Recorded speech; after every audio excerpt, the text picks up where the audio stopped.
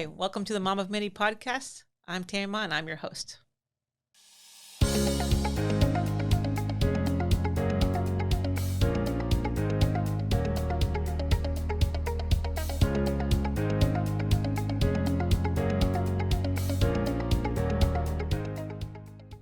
Welcome to the show. Today we're going to be doing a new segment called Tammyma Reacts. Let me know what you think about it, and if it's not too disrespectful or insulting to anybody or offensive, you let me know if you want me to do it again, and I will. And even if it is, maybe you still can let me know. So whatever you like.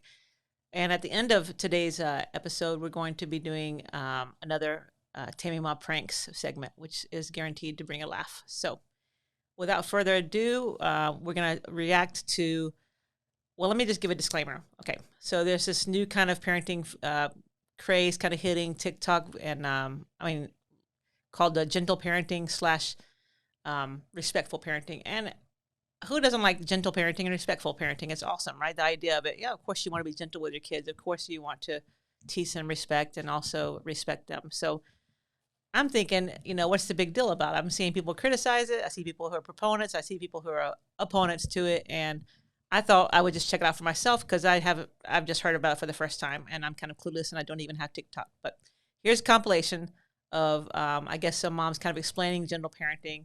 And then I'm just going to pause and react to each one.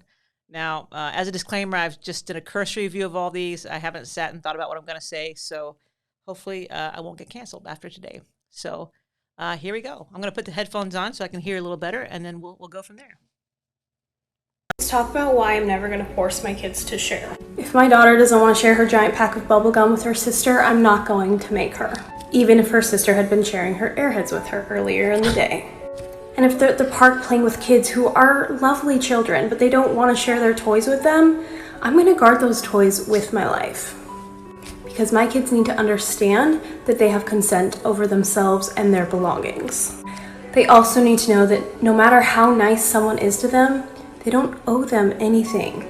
And listen, I don't want to share. I don't want someone coming up and taking my iPhone away from me. And I sure as heck do not want to share food.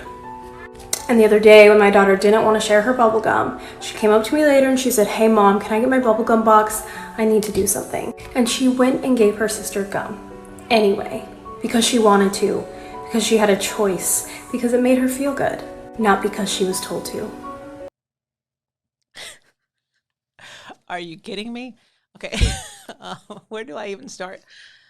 I'm not going to make my kids share. Okay, first of all, sharing is a wonderful thing, and this American culture that we live in, we kind of have this I, me, individualism.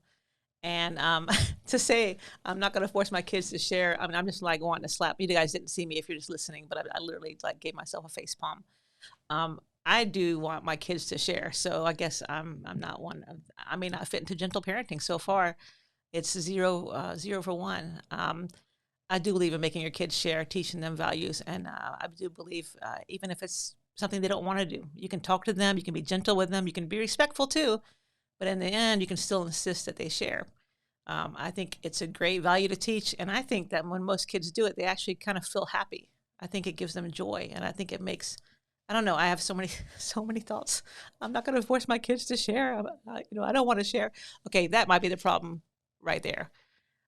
She's like, I don't want to share. But you know what? Like maybe she needs to kind of like look inwardly and find out why she doesn't like to share. I want to teach my kids to be thoughtful and giving, and I want them to know that life doesn't revolve around them and their needs. Yes, there should be consent for saying things. Yes, they should have consent for things that affect their personal body and property. But at the end of the day, they still need to learn to share. So, so far, I give myself a score of 0 for being gentle and respectful parenting. If this is what it is, which I'm sure I'm going to find out more in the next video. So here we go. Did you guys see the video of the mom and daughter in a restaurant? The daughter whacks her mom in the face with a play wand. Mama feels triggered, rips the wand out of her hand, breaks it in half, and puts it in her purse. I don't catch every tag, but I did catch this one. And I wanted to share my thoughts. First of all, I'm going to defend the mama, because I get it.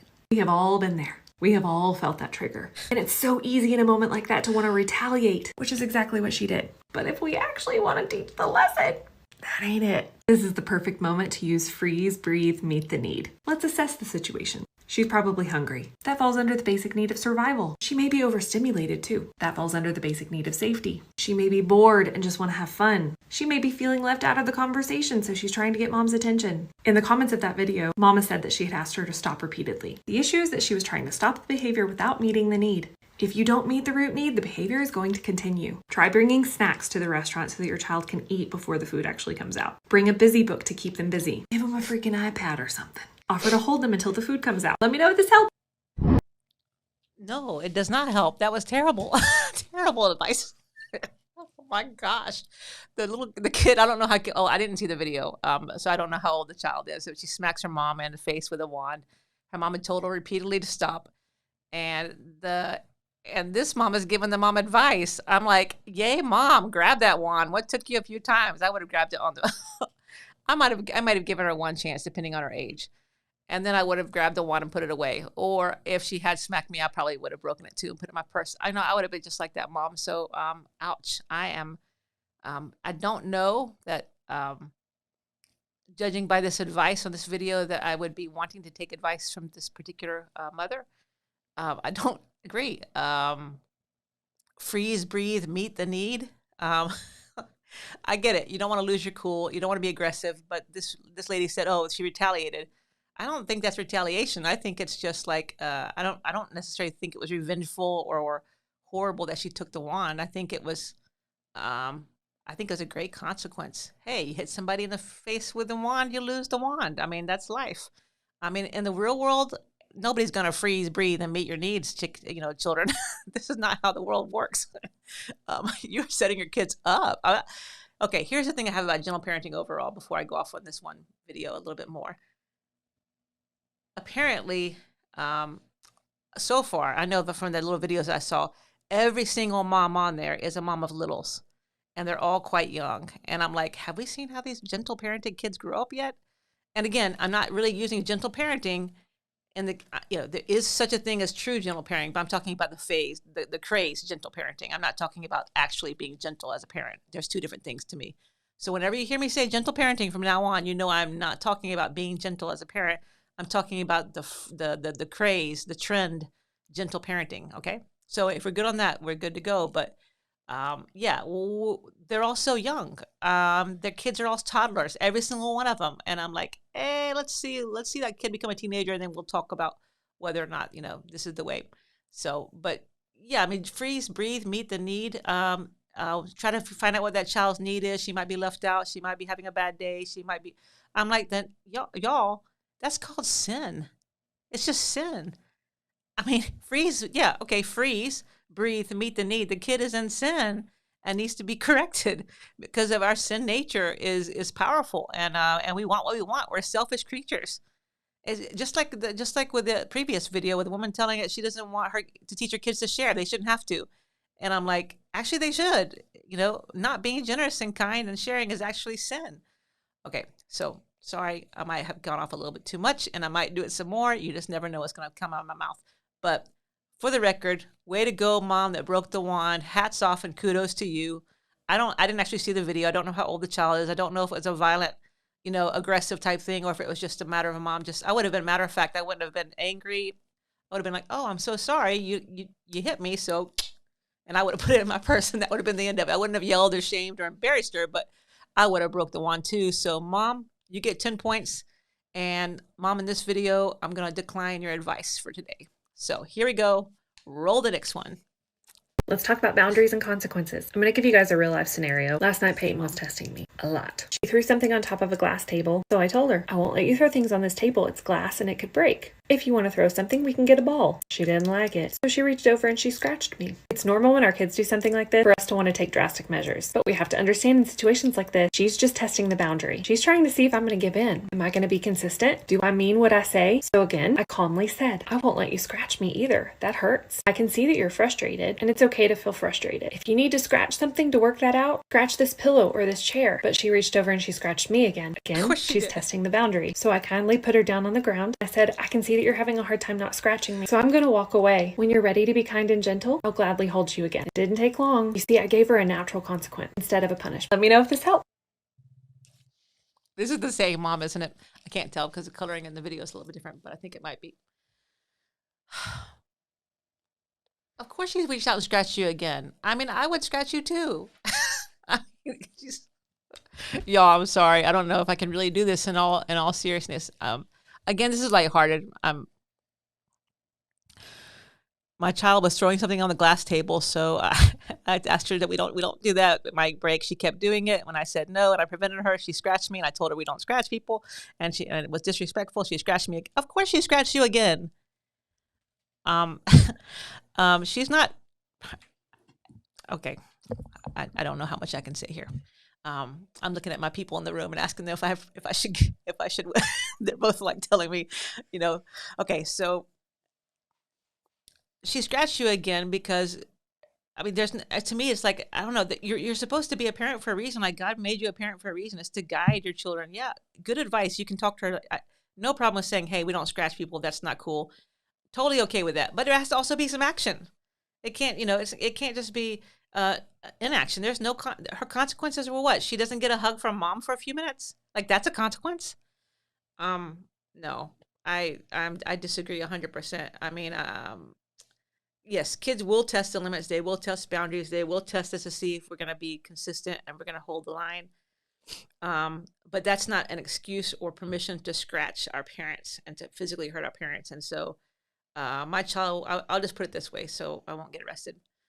My child would have scratched me once, and it would have never happened again. In a million years, for the rest of her life, she would have never scratched me again. There we go. Roll the next one. This is how you respond to 1-year-old hitting. Oh, like this, like this. Your 1-year-old doesn't want to hit you, doesn't want to be mean. He doesn't have the brain development to control his impulses. Keep showing him what you want instead, and as he grows up, he's going to learn how to control his impulses, but it comes with time. It's not going to be right now. Heavens to Betsy, y'all. I don't know if you can't, those of you who are just listening and can't read it, she was talking about how all the cousins have like bruises and scratches all over them because of him. But kids, they can't be held accountable for their actions because he's not even 2 years old yet. Okay. Yes, it is okay to show your children a gentle touch. Yeah. Okay, let's touch toddlers, little ones below, especially below the age of 1. By 18 months, by 22 months, up to 24 months, like yes, you can show them what gentle touch is, but when a child reaches out and slaps a parent or slaps another child, there has to be consequences. I don't know. I'm my mind is blown. I remember seeing there's a show on TV. You guys can watch it. I think it's on Paramount called The Parent Test, and you can just watch it if you want some entertainment. It's pretty entertaining. It's an 8-episode documentary, but there's a set of parents there where they talk about, you can do whatever you want. They had a test where they got to do whatever they wanted to the parents, and they were trying to just kind of gauge where the kids were. And one of the little boys reaches up and slaps his dad in the face, and there was like no consequences. There was nothing. There was just, they're like, oh, we don't hit daddy, and I'm like, heavens to Betsy, like that's what I'm thinking, that this little child that this woman's talking about, he's going to be raised up when he's 6 or 7. He's going to be doing the same kind of thing that this kid in this little TV show that I watch. So there needs to be consequences for hitting. For sure, you're going to approach it differently for a 18-month-old than you would a 3-year-old or a 4-year-old or a 6-year-old. Obviously, it'll be a completely different scenario, but there has to be consequences. They need to know. I mean, if you're against spanking and you're like, okay, well that's a mixed message. I don't know how to do. So, I mean, what about just grabbing the child and with a hand say absolutely not, and like what about like that's no gentle touch and then slap. No, sweetheart, gentle touch, slap. I mean, I'm just thinking that poor mom has probably got a lot, gonna have to wear a lot of makeup to cover up all the damage done by her toddler, because. At what point, like, enough is enough, and where's the consequences? I mean, natural consequences. I just feel like these parents are setting their kids up for failure, because in the real world, when you act a certain way, you're not going to have everybody around you freeze, breathe, meet the need, and show them how to have a gentle touch. In the real world, it doesn't work that way. And so I'm not saying you have to go off on your child or abuse them or hit them as an 18-month-old or whatever it might be, but there has to be some strong consequences that matter and that cost something. I don't know. I don't get this at all. So maybe I'm just too old for gentle and respectful parenting. Again, I'm talking about the craze and the trend, not the actual act of being a gentle and respectful as a parent. So I think that it's incredible. I don't know. I better be quiet because, again, canceled. Okay, let's roll the next one and see what they say. You grew up in a home with authoritarian parenting. It's very likely that you grew up in an environment where there was very little sensitivity or acceptance shown for your emotions. Your parents may have sent you to timeout, which can actually create emotional abandonment because you're left to deal with your emotions alone. You're left to correct your behavior on your own. That can also teach you to hide your emotions from people, and you can feel really uncomfortable as an adult trying to process through emotions in front of other people, and you might want to run away. Maybe in your home growing up, your emotions were dismissed. Maybe you were told that you were being dramatic. Maybe your parents just ignored all of your emotions entirely. If this is the style of home that you grew up in, and now you are trying to parent your children differently and become a cycle breaker, it can feel really uncomfortable to talk through emotions with your children. In parenting your children, you are often reparenting your own inner child, which is a really beautiful thing at the core because you're healing your inner child in the process. The reason that gentle and respectful parents get so much backlash from people who are living in this cycle, they're carrying on the same cycle that they grew up in, is because we're talking about feelings, and feelings feel really, really uncomfortable for them. If that's you and you're watching this video to this point, I want to encourage you to think through how talking through emotions would have served you as a child. Instead of being dismissed, how would that change your adulthood? Do you want those changes for your children? If the answer to that is yes, I want to invite you to come and click the follow button here and to check out my Considerate Conversation Formula ebook that was just released. If you're like I was a year ago and you're thinking, yeah, okay, I totally want to break the cycle, but I don't even know where to start, the Considerate Conversation Formula would be a really great first step. Okay, I have two thoughts. I hope I can keep them together. First of all, timeout is not emotional abandonment. Timeout is a moment for you as a parent to get a break and for the child to get some time to think about what they're doing and to get control of their emotions and to self-regulate. Timeout is not emotional abandonment. Y'all hear me? Oh, for the love of God, there's nothing wrong with timeout. It is not emotional abandonment. That is absolutely ridiculous. Okay, that's the first thought. The second thought is like, okay, so if you disagree with gentle and respectful parenting, again, as a trend, that means that you're not comfortable talking about your emotions. That's hogwash. That's hogwash. I know a ton of emotionally healthy people who are in touch with their emotions and are well balanced in life, and yet don't subscribe to this kind of parenting. I don't know what to call it. Parenting style. So yeah, that does A plus B does not equal C, honey. That's not even true. So it could be that they don't subscribe to it because they think it's like not right or that it's hogwash. But again, I don't know. So the other thing I would say is she just said that a year ago she didn't know what to do. She wanted to break the cycle. Now, I get some of the place where gentle parenting might be coming from. Like, I don't know how this young woman was raised. It could have been in a place where she was not allowed to express her emotions and she was not allowed to ever like say anything or feel anything or be her true self in her own family. And maybe her family was overbearing in some ways. And so this is kind of her approach to kind of overcome those things. Hats off. I get it. Yes, there's a sense of inner healing and a sense of like wanting to do it right with your own kids. I totally think that's legitimate and you should go for it. But you just said that a year ago you didn't have any idea what to do. And then you introduced your ebook about, what was it called? Considerate Conversations or something like that. You've been trying this method for a year and you've written a book already about it. Do you think that might be jumping the gun? Let's see your kid become a teenager and then we'll talk about whether or not you should write a book. Yeah. I mean, I've just now raised all my kids and just now gotten the youngest one, into teenagehood, and I'm able to do a podcast and half of it is based on my stupidity and my mistakes. And so I can't imagine, and things that I messed up with in parenting, things that I didn't do well, things that I wish I would have done better, and things that I know now that I didn't know then. I can't imagine 1 year into parenting actually thinking that I had the wherewithal or voice to write a book about parenting when I've only been doing, I don't know that I'll be rushing out to get that ebook today. So here we go with the next one. You don't have to deal with your child's defiance. You could prevent it just by changing your language from don't, stop, you can't, to please use, let's try, first then. Every time you use stop words, your children's brains receive it as an immediate threat. It prepares them to defend themselves. And it will come out as rebellion. Positivity is a practice. For more parenting with understanding education, follow me on Instagram or click the link in my bio. I don't think I'll be following her on Instagram. No, I mean, every time you use the word stop or no or don't, your child perceives it as a threat and it becomes a rebellion later in life. Are you kidding me? Stop, no, and don't are appropriate words to use in parenting. Y'all listening to these people, like, stop listening to them. Don't listen. That's not healthy. I just think about, let's just, I don't know, look at the 10 Commandments or something.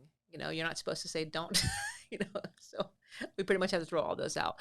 Yeah, that's the problem with this kind of thinking, isn't there? I mean, there are things that we don't know. We don't do. No, stop, don't do it, stop. What? Those are all, yes. And she listed them as negative words, and she listed positive words as first then and something like, I don't remember what the rest of them were, but you can use all those words, the positive and the negative ones, to convey thoughts and meanings to your kids that are healthy. They do not interpret it as trauma or rebellion or as a threat.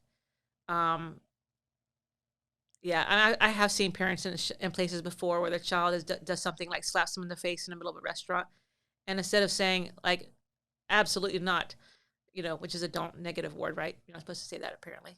They say, now, do we hit mommy in the face?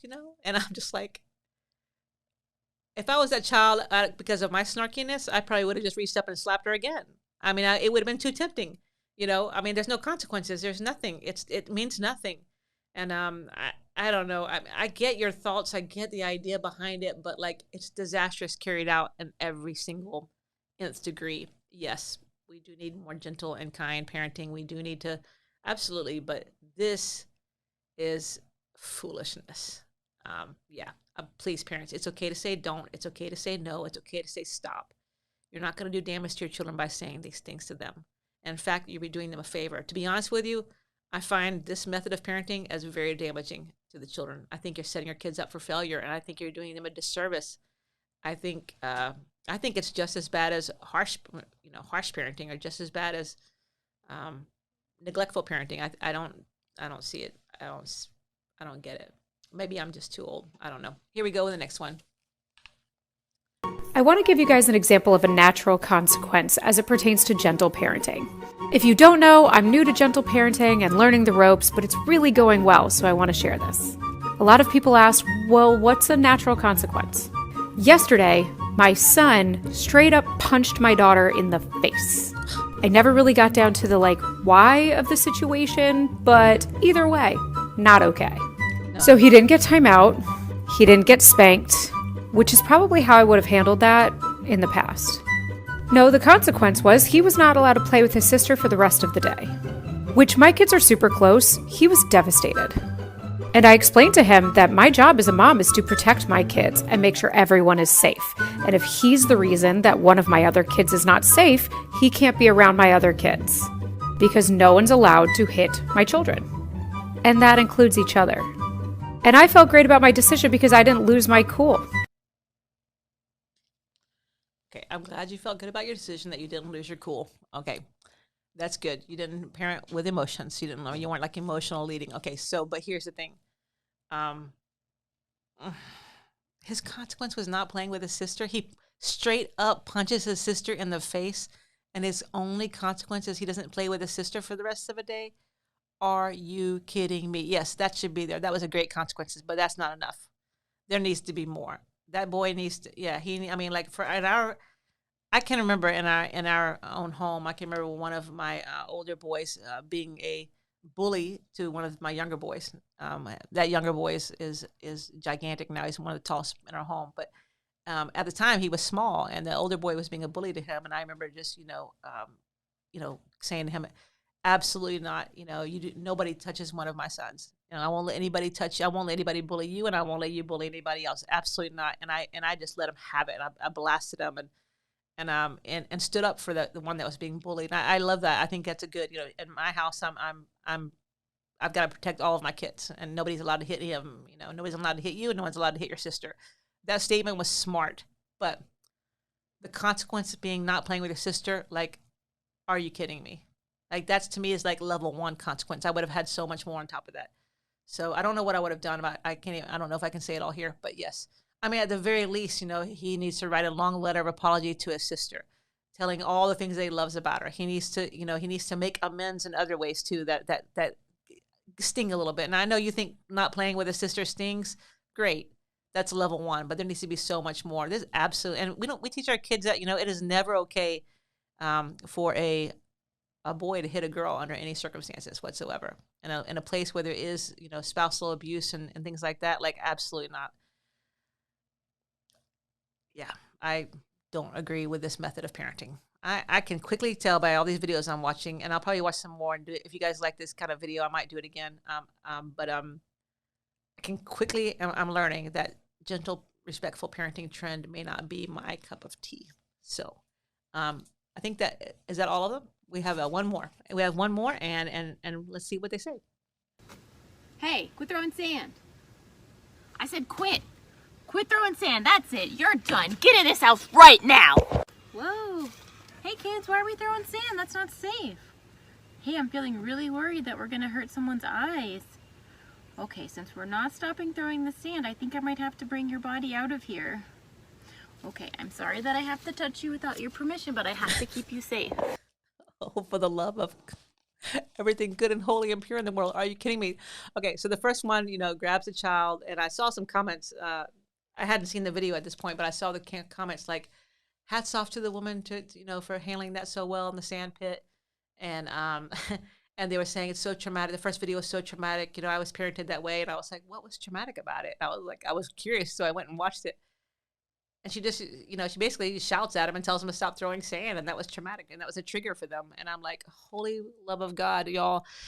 If those kind of things are triggers for you, a parent yelling at you to stop throwing sand in people's faces, this might not be the podcast for you, because I just don't get it. That it cannot be a trigger. Now, yes, I mean, she didn't abuse them. She didn't hit them. She didn't do it. She just yelled, stop throwing sand. And then everybody's like, oh, that was so triggering to watch that the first time when she's yelling at her kids. It's so triggering. And I'm like, if that's triggering, then y'all have bigger problems than you even realize. So, okay. I have no problem with yelling at a kid for throwing sand. Not a big deal. I don't know, again, the kids' ages or what age this applies to. I would totally take it differently with a toddler than I would with a 4-year-old than I would with an 8-year-old. It would be totally different consequences, totally different reactions from me. It does depend on the child's age for sure.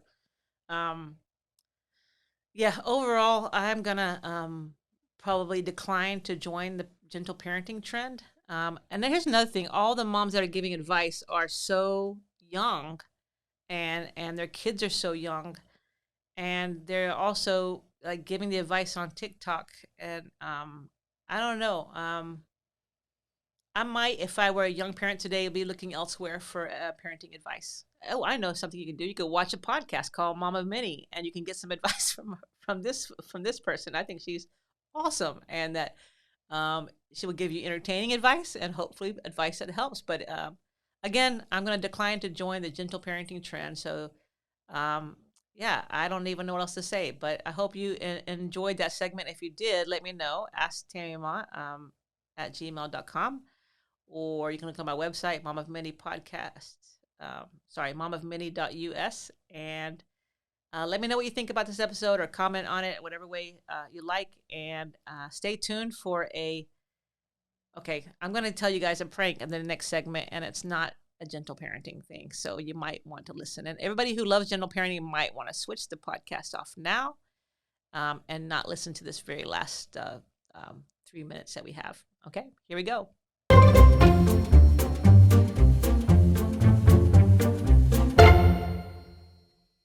Okay, so here we are with another episode of another segment of Tammyma Pranks. And so I have been known to prank my kids and other people from time to time. And so this is one of those times. So I guess it was about, quite a few years ago. And my kids and I and our team, we lived in a house together, a smaller house. We had about we had a lot of kids, but we had a 4-bedroom house. It was pretty big, but we had a bunch of little ones. So at that time, we were searching for our permanent places where we are now, but at that time we were just renting. And so we had at that time about 18 kids. It was about 9 boys and about 9 girls. And so we're looking for a permanent place to grow into. And I think we'd already started building, and we're getting ready. And but at this time, downstairs, and our downstairs, kind of a big giant room, there were our 9 boys, and they slept in that culture, that was, it's hard to explain, but they slept on these mats, like mattresses on spread out throughout the floor in the room. And every single night there would be somebody shouting and screaming downstairs, and inevitably some boys would be crying. And this was the ages about 4 through I don't know, maybe they were 4 years old through about 9 years old, or 5 years old through 10 years old. And this little gang of boys, there was about 6 or 7 of them. And there was one of them who would tell the others, he would look out the window, and we had this little courtyard, and there was a banana tree there. And he would say to them, and he would say, there's a banana tree demon there. And so they would all, whoever was sleeping by the window would get scared to death, and they would roll, they would take their mattresses, and they would all pile together in the corner because they were scared of the banana tree demon. And I would walk in and turn the lights on. Hey, there's no such thing as demons. There's no such thing as, look, here's a light. The banana tree has nothing in it. It's just a banana tree. And I would talk to them about it. And then they would go back down to sleep. And then inevitably, the night after night after night after night after night, he would scare them. And he wasn't even the biggest boy of the bunch. He wasn't being a bully. He was like one of the middle-aged kids. And so he would scare them, and he would just say, they would get all quiet, and like he would think it was hilarious. And he would, hey guys, I saw the banana tree demon. And then they would all scream and he would just think it was hilarious. And he would make them all they would all, end up in a pile on the other corner of the room. The room was really big, but they would end up on the other side of the room, way, way far away on the opposite side of that window with the offending demon tree. So I had enough, and we had been going on like this for days. And so I went down there, and I said, guys, listen, the next night this happens, and I said his name. I'm not going to say it because I don't want to embarrass him. But I said, hey, if you do this again, I'm going to literally get your mattress, and I'm going to get your blanket, and you can go outside and you can sleep under the banana tree. And he just thought that was an empty threat. And the other boys were like, yeah, that's a good idea, And so they went to sleep that night. And the next night I gave him a warning, because just in case, like, hey, we're going to go to bed tonight. We're going to sleep. Look, everything's safe. We're not going to believe any nonsense, and you're not going to scare anybody tonight. Remember what I told you. There's no such thing as a banana tree demon, and there's no, and you're just scaring them for fun, and it's not nice, and you got to stop. And so, well, y'all, sure enough, that night I hear screams. This is like half an hour later, screams and cries, and everybody's in the corner of the room. So I say to one of the sisters who's with me, and I said, hey, why don't you go and like carry through on the threat that we gave him the other night about, if you do this, you're going to sleep under the banana tree. And she thought that was hilarious. And so I said, I'm going to go hide in the tree, and I'm going to shake it. and it'll, and let's just do that. And so it was just like, it was such a beautiful moment. And so, yeah, I know that I know the gentle parenting people are probably like, boycott Tammyma. But so she said, you go and sleep on the tree, and he took his blanket and his pillow, and he sat and went outside. And this is right in the courtyard. You can see the banana tree from the boys' room. You can see it from another bedroom. And so he goes and sits there, and he's just like angry. He just sits down, he crosses his arms, and he scowls.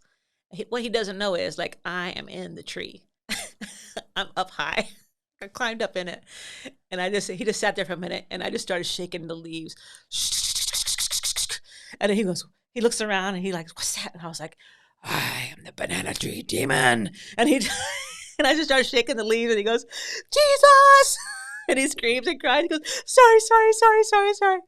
And then I was laughing, and then I finally revealed myself to him. But it was good for a laugh, and all the kids were watching, and they got a good laugh out of it. And guess what? He didn't scare anybody else with the banana tree story after that. And I know that's not gentle parenting, but it was effective parenting. So I hope you enjoyed that little story, and I hope you're not judging me too harshly. So have mercy on me, and I'll see you next week.